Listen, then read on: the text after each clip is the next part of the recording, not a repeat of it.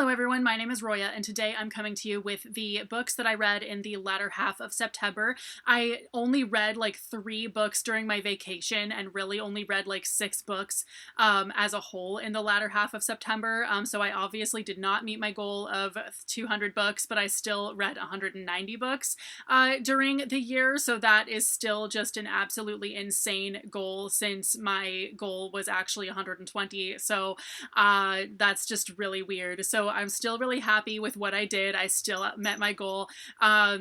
I just didn't get to 200 books like my impromptu goal after meeting my goal so quickly was.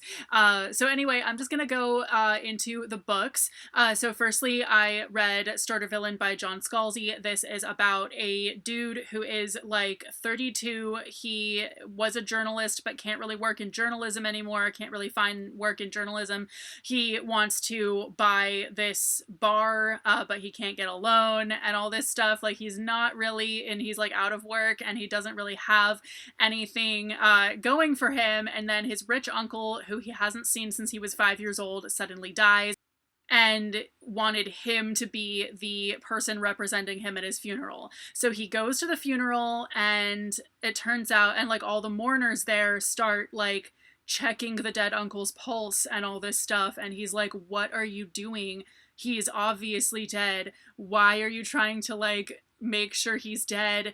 And they all basically say like, well, he has faked his death before, so we just want to be sure. And it turns out that his uncle was a villain, and all of these people at the funeral were actually people who didn't even know him. They were all just like sent by different people to make sure that he was actually dead.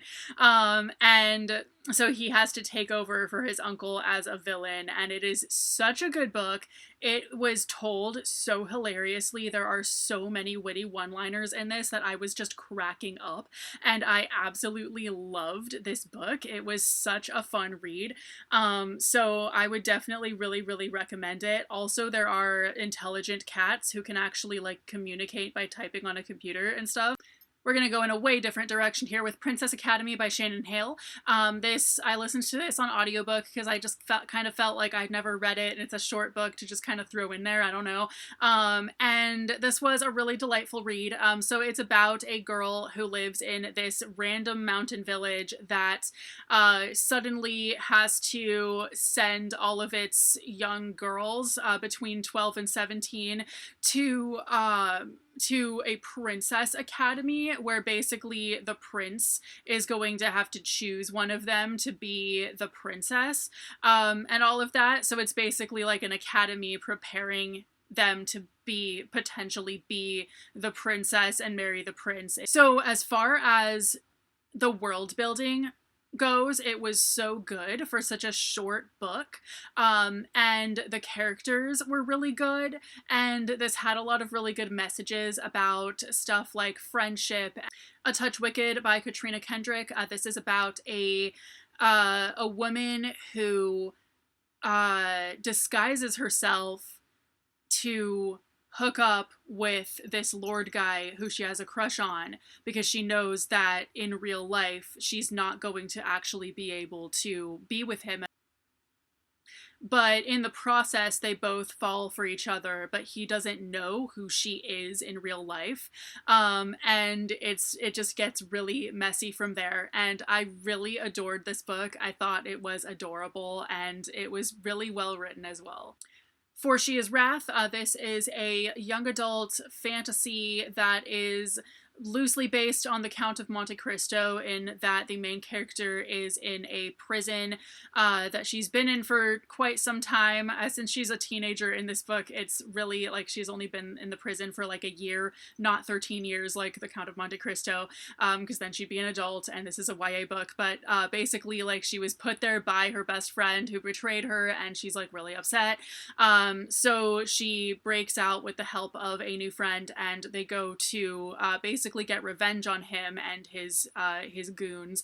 And it turns out that everything she thought happened didn't really happen, and that's just not really how it all actually went down.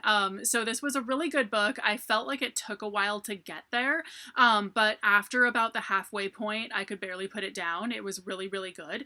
Also, this is Pakistani inspired, and I really adored that about it as well. Akane by Lynette Noni. This is a young adult book, magic school type of book, that I'd actually been wanting to read for quite some time. It's been on my TBR for probably like 10 years, and I just never read it until now. I was a little disappointed in it. I really felt like I expected more as far as the writing and the storytelling goes. I felt like there was a lot that felt way too convenient. Like, the main character really conveniently overhears a lot of the information she finds out just because there's no other real way to get that information. So there's a whole lot of like her just stumbling upon that information or whatever it is just because she like happens to show up right when someone says something and she like overhears it, and I'm kind of like, how often does that really happen in real life? I don't know.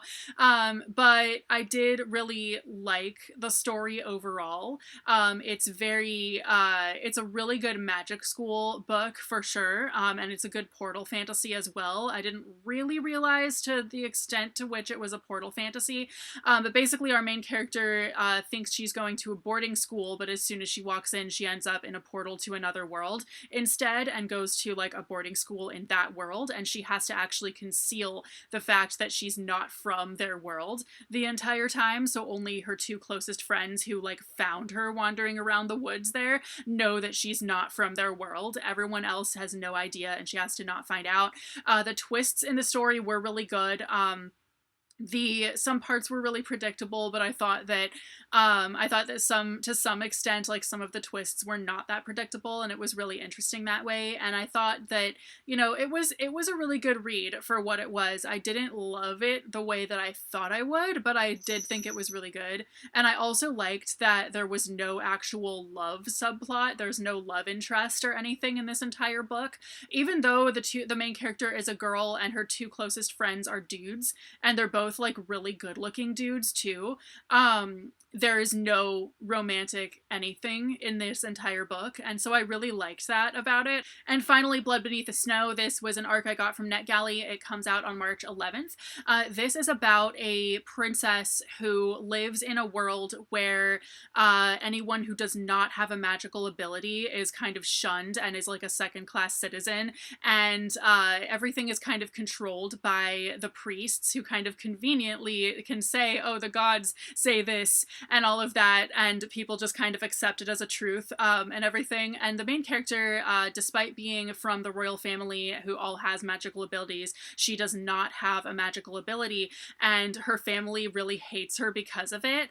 So she has 4 older brothers, and the oldest and the youngest are the strongest ones, and her 2 middle brothers actually are a lot closer with her, and try to, are more like not power hungry, and they always actually try to do the right thing. But her youngest brother is like the worst of them all. He's like a really power hungry, just awful person.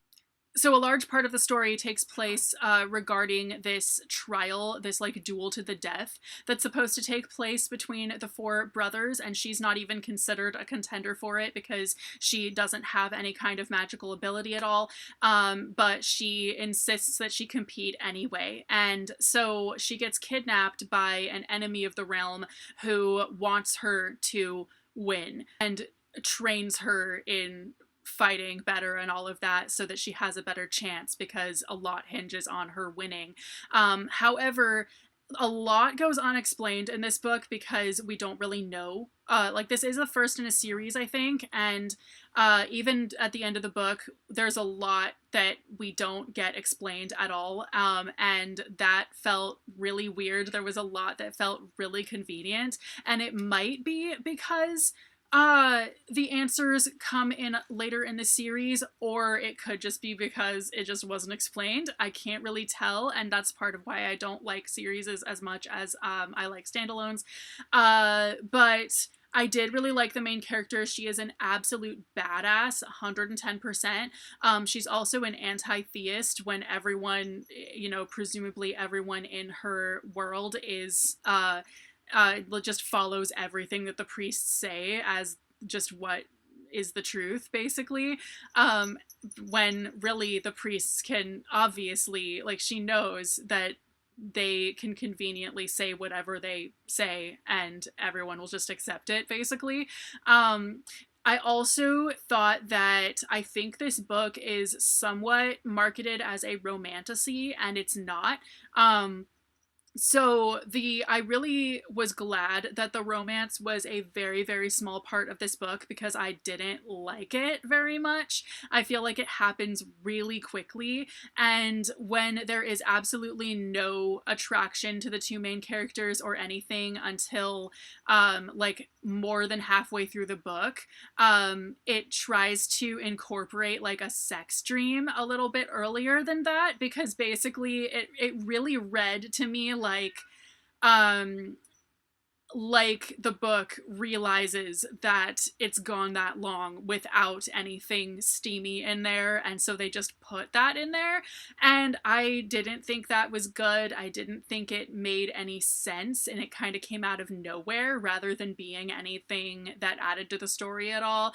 And by the end of the book, because presumably this is the first in a series, the two main characters do not wind up together. They are not on the same side by the end. So basically, don't go into this book looking for a romantasy if that is what you're looking for in this book for. But overall, I really liked this book and I could barely put it down. So anyway, those are the books that I read in the latter half of December. Let me know if you've read any of these and have any thoughts on them, and I will see you very soon with a new video. Bye!